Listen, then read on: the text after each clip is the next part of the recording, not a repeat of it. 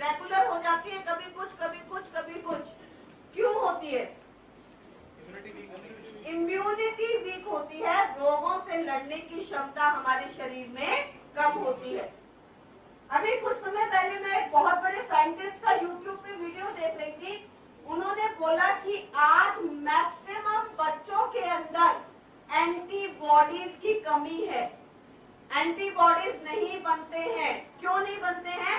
क्योंकि आप लोगों को याद है हमारे बचपन के अंदर हम लोग बाहर भी खेलते थे, सड़क पे भी खेलते थे, गंदगी में भी खेलते थे, हर जगह पर हर चीजों को करते थे कि नहीं करते थे?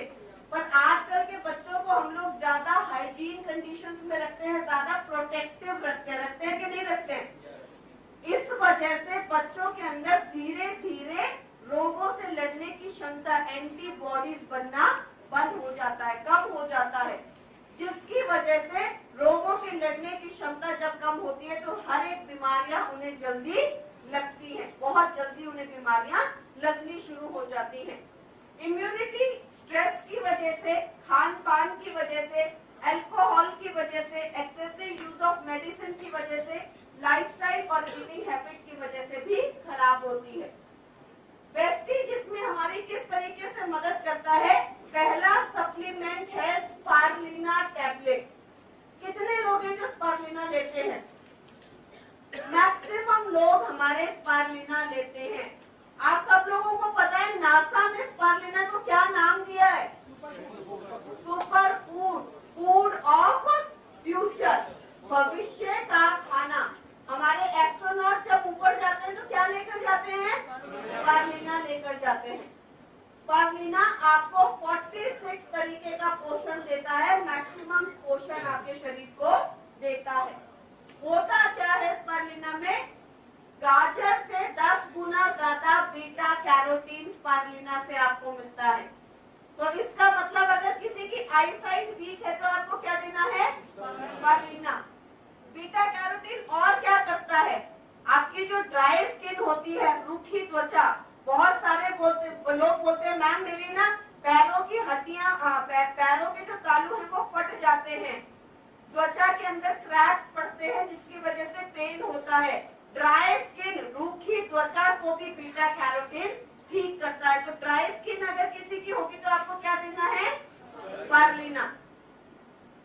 प्रोटीन इसके अंदर होता है, एसेंशियल अमीनो एसिड होते हैं, गामा लिनोलिक एसिड इसके अंदर आपको मिलता है, विटामिन बी, सी और ई से भरपूर है, potassium, calcium, chromium, copper, iron और मैग्नीशियम आपको इसके अंदर मिलता है।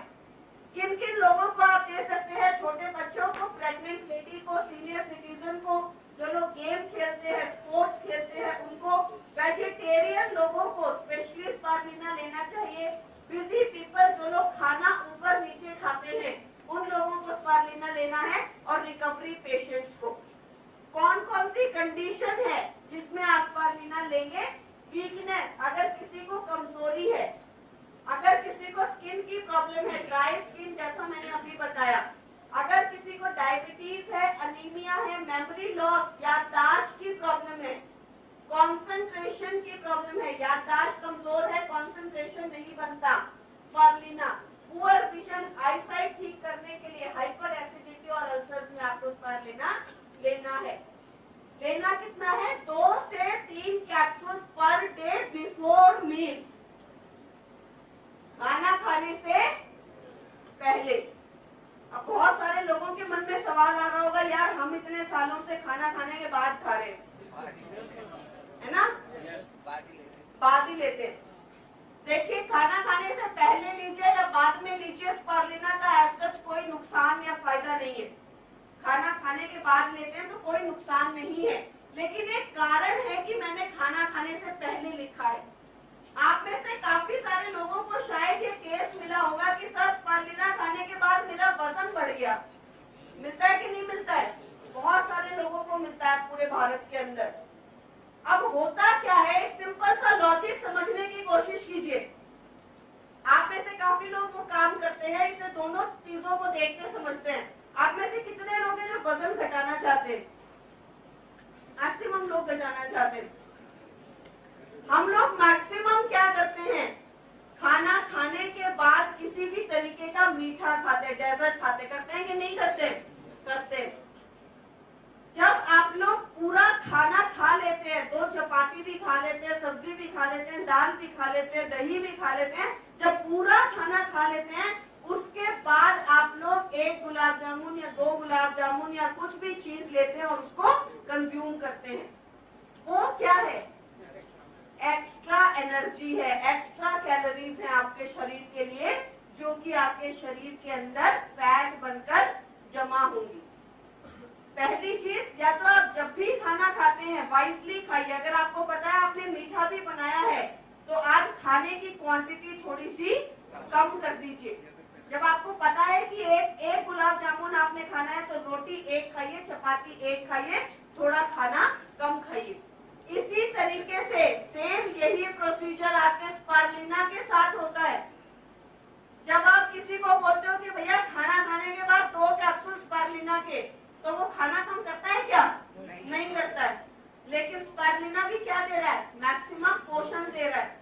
तो खाना खाने के बाद जब उसको और पोषण मिलेगा तो क्या होगा? फैट में कन्वर्ट ही तो होगा, मोटापा बढ़ेगा, तो वेट गेन की कंडीशन मिलती है। फिर वो 4 दिन 1 महीने 1.5 महीने बाद आपको आके बोलता है कि सर वजन कम करने के लिए स्पारुलिना दिया था, 3 किलो बढ़ा दिया आपने मेरा। तो आप जब स्पारुलिना खाना खाने से आधा घंटा पौना घंटा पहले दे दोगे तो क्या होगा? स्पारुलिना एनर्जी बनाना शुरू कर देगा कि नहीं कर देगा? यस। तो स्पारुलिना जब एनर्जी बनाना शुरू कर देगा तो उसकी भूख कम हो जाएगी। जहां उसने 3 रोटी खाई है वहां वो 2 रोटी खाएगा। वो अपना खाना कम खाएगा, वजन कम होगा, वजन नियंत्रित रहेगा, आपको कोई किसी भी तरीके की प्रॉब्लम नहीं होगी। कोई आपको आके बोलेगा नहीं कि आपने मेरा वजन इंक्रीज कर दिया। अगर आप लोग स्पारुलिना खा रहे हैं, वजन आपका नॉर्मल है तो आप खाते रहिए। खाना खाने के बाद एज सच कोई प्रॉब्लम नहीं है, लेकिन खाना खाने से पहले का जो फायदा है वो मैंने आपको बता दिया। Is it okay with everybody? Yes. अब किन लोगों को नहीं देना है? जिन लोगों को हाइपर थायराइड है। हाइपर थायराइड कौन सा होता है? पतला होने वाला थायराइड। जिन लोगों को हाइपर थायराइड है उनको आपको स्पारुलिना नहीं देना। जिन लोगों को सी फूड से एलर्जी है, किसी भी तरीके के समुद्री खाने से एलर्जी है, उनको आपको स्पारुलिना नहीं देना। जिन लोगों को अभी अभी तेज बुखार हुआ है, आप में से मैक्सिमम लोग क्या करते हैं? बुखार के अंदर रिकवरी के लिए क्या दे देते हैं? स्पारुलिना देते हैं। अरे देखो बुखार हुआ है जल्दी जल्दी ठीक होएगा, इसलिए स्पारुलिना खा।